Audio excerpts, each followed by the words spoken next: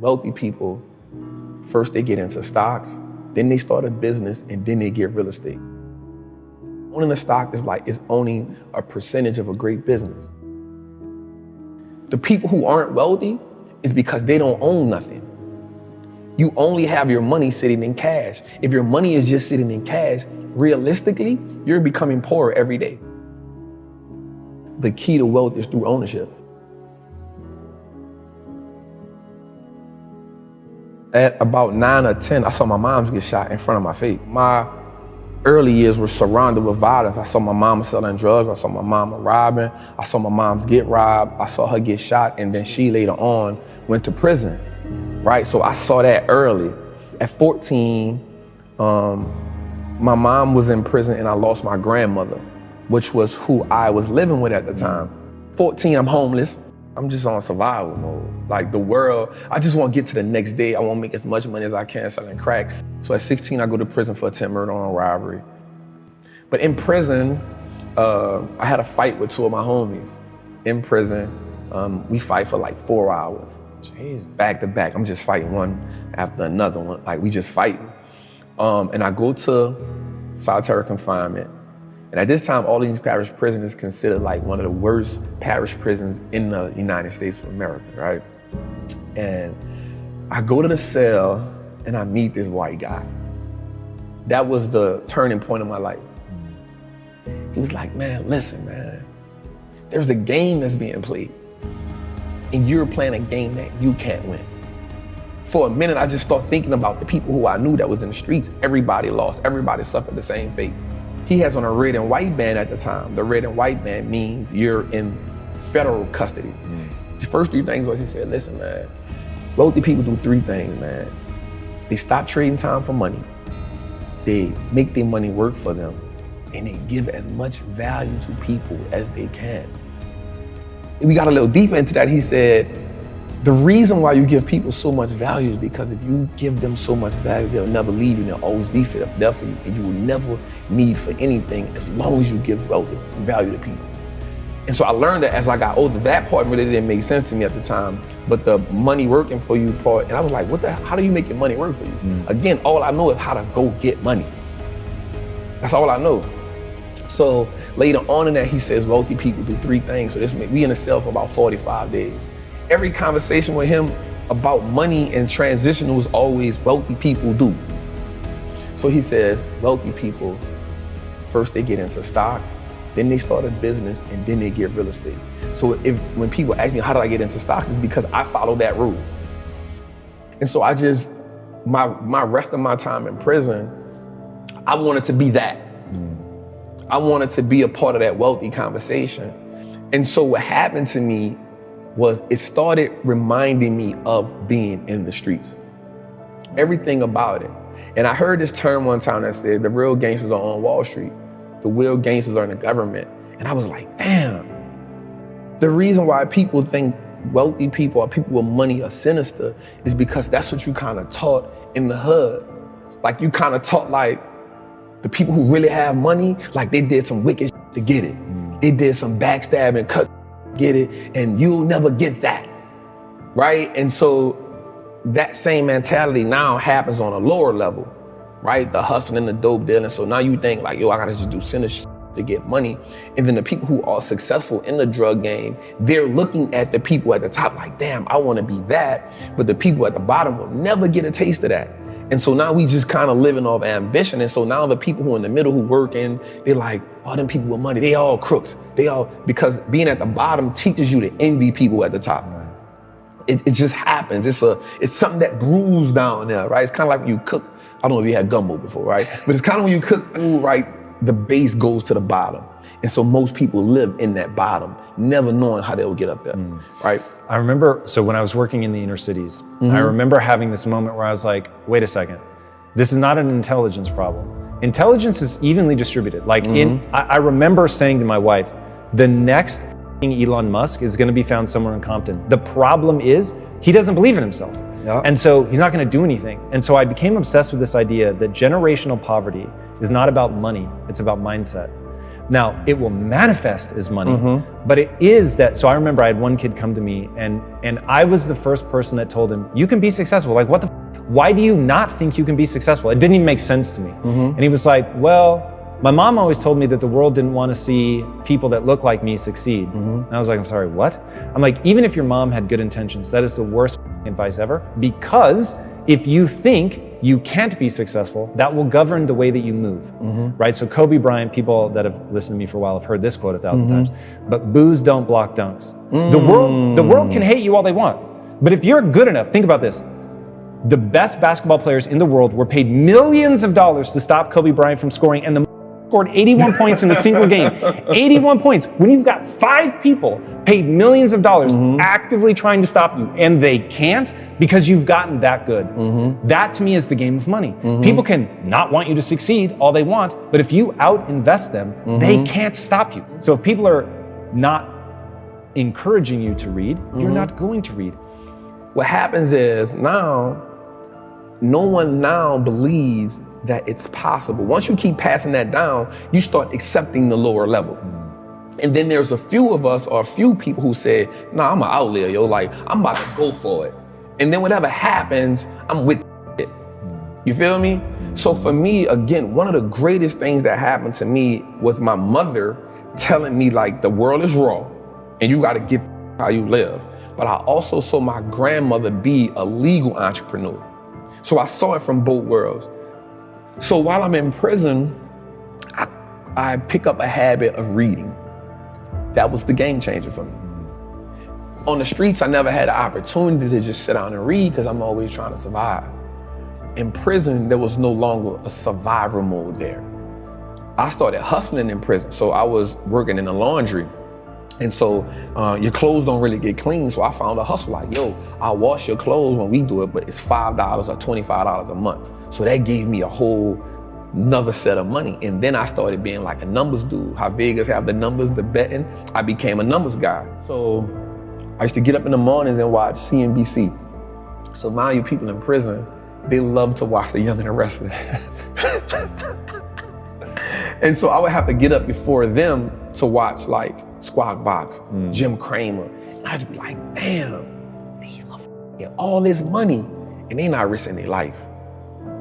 Something gotta change for me. Like something gotta change. And so I just started listening to them every day and I started comparing it to the streets. A good business is just like a good hustler. A good business has great product. They have great clientele. A great hustler has a great product. He has consistent clientele. A good business on the stock market has what's called a moat, a competitive edge that keeps his competitors away. A good hustler on the street is gonna have that competitive edge where they be like, nah, yo, I ain't rocking with you. I'm gonna just wait till Trap come back, right? So there's the competitive edge. A good business has a good branding moat, meaning my name is good, right? So a good hustler on the street, yo, Trap got that blue magic. I'm good on you. Like if I can't get Trap, I'm gonna just go Trap. But Trap got that blue magic, that's what I'm rocking with.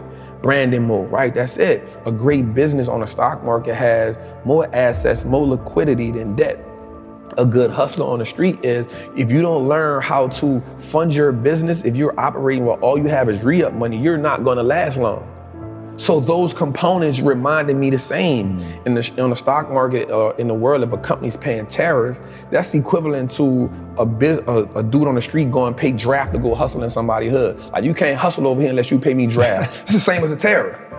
It's the same thing. Yeah. So once I broke the game down to a way that I can understand it, it wasn't about me just being brilliant. It was like, yo, how do I make the game winnable for me?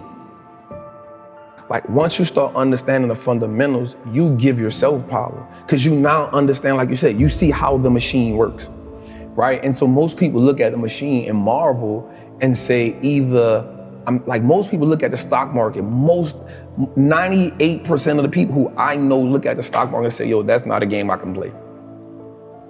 I'm staying away from it. And so the way it's set up is, the world is set up, well, listen, cool, I don't even want you to play. Just give me your money, I'll play it for you. Right. So when we look at like banks, like we understand that banks don't necessarily work in our favor, right? So banks only give us 0.05% interest on the money we have there. Well, we can get 8% just by putting our money in an index fund. So why would I just sit my money in a bank and let the bank make all the money? Because all they're gonna do is invest the money for you. So they now operating as the plug. They operate now as the man who, I'm gonna front you this, I'm gonna make my money, I'm gonna take the cut, I'm gonna give you just enough to keep coming back. I wanna go to the plug. Who is the plug? The stock market. The relationship with money in my community is you make money just enough to pay bills. And so once you get tired of paying bills, you say, you know what? I need to treat myself to something, right? No matter if I gotta go in debt, no matter if I need to treat myself to something to take this misery away. So you treat yourself to something that you can't afford at the time, right? But it makes you feel good in the moment. And so because it makes you feel good, you say, you know what? I'm living. This is a reprieve from everyday struggle. So that's the mindset comes in and say, everybody around me had the same problem. No one represented the solution. So if I don't change something, I'm only going to end up like everybody else I know. Somebody has the solution somewhere. There's too many people out here living the life of their dreams that I'm watching. They know something I don't know. And the only thing that they had was access to a different type of information. In 2010, this is after I'm home from prison now, right? I'm home from prison. I'm back in the streets hustling.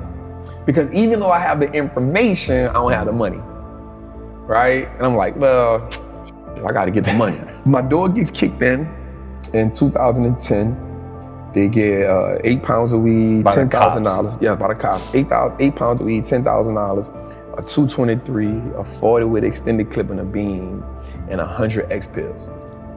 So the cop tells me, you ain't learned your lesson. Like, you ain't learned your lesson. And I was like, damn, that was some, right? Like, I got knowledge, I got information, but I still fell victim to the same shit that everybody around me knew. So therefore, the knowledge that I had wasn't powerful because it wasn't applied. So I was fortunate, God bless me. I wound up getting found out guilty because it's called fruit of a poisonous tree.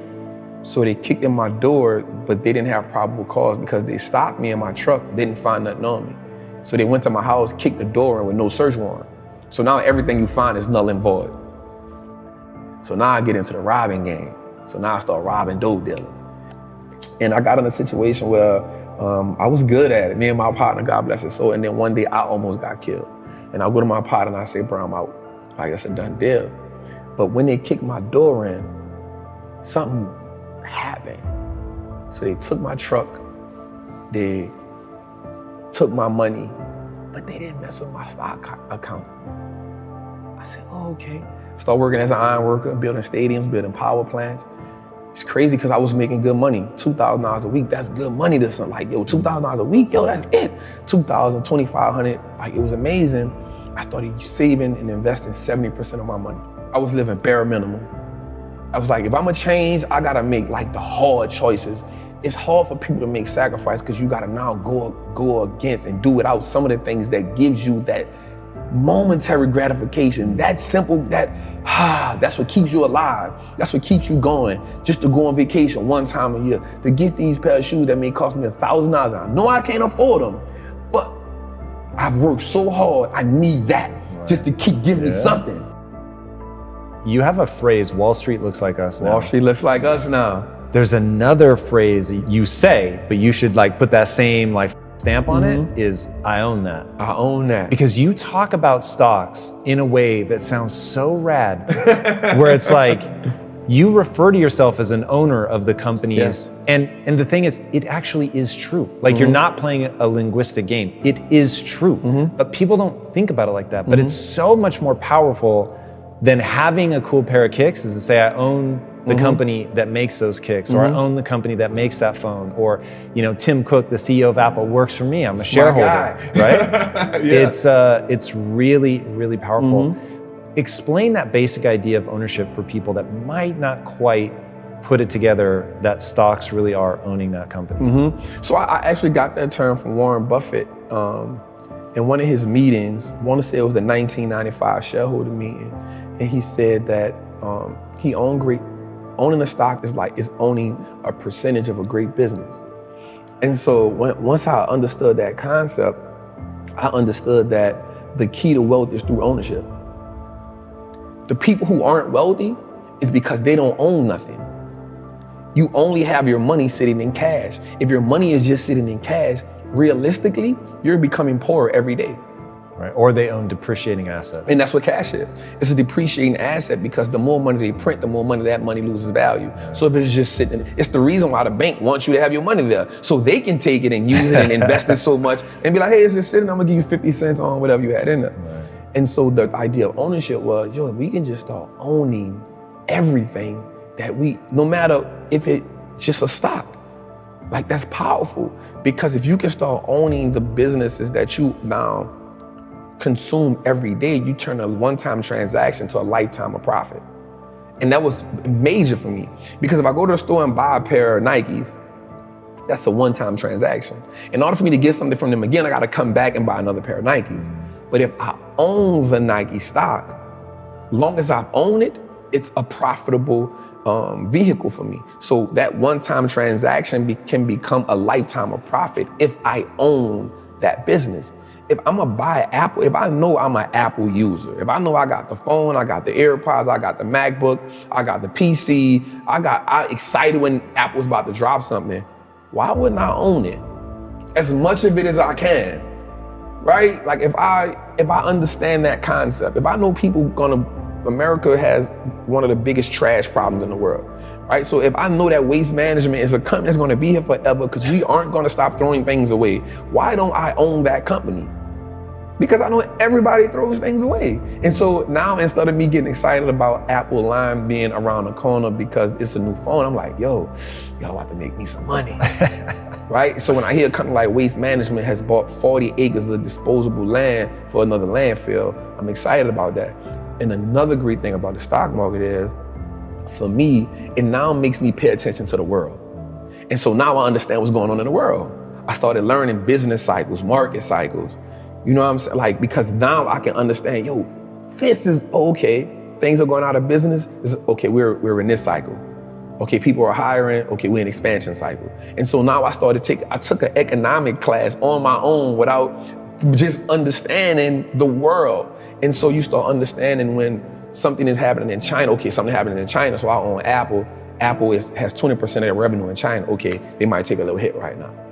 You know what I'm saying? So the stock market helped me start understanding how the world moves, the fundamentals. Knowledge is what gives us leverage in life. It's not about how strong you are. It's about what you can learn.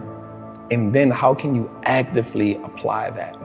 I have this acronym called FEAR, finally exiting average reality, right? And what happens is, until we can overcome the fear, some people actually fear success. Success comes with a lot, right? But until you can overcome that average reality that you're living in, no matter what you're on, once you become comfortable there, it becomes average. Anyone can live in average. Everyone can live in mediocrity, right? Then there's those outliers who consistently push themselves to go to the next level. And the thing about the human mind and the human body, it will go as far as you push it. As long as you believe in it. Like you said, the only belief that matters is, what do you believe you can do? I personally believe that there is nothing I cannot do. And for me, it's all about impact, purpose, fulfillment. Like, the money is a byproduct of everything else. That isn't my focus. My focus is I have a knowledge and information that I know that can change lives. Not just one life, not just like lives. And so the way that you change lives is by consistently learning, finding new ways to put that information out there, being able to open up, being able to be vulnerable, because people need to connect. People connect to knowledge in the way that they can see two things that help people: imagery and vocabulary. So for me, it's always about, how do I attain as much? It's always a challenge for me. How can I attain as much knowledge as I can? Because I love learning, but then how do I take that and be able to now reciprocate it or give it to somebody who may not understand calculus or trigonometry, but if I can give it to them in this way, they can say, oh yeah, I got it. And there's more people that struggled in the world that has become successful. So struggle has to become a language that I struggle. So that's the language I'm great at. So if I can break down things into a struggle language, now I make it the game winnable for everybody. What do you say to people that don't think they have enough money to invest? So the important thing for me to tell them is start where you are. You build a house brick by brick.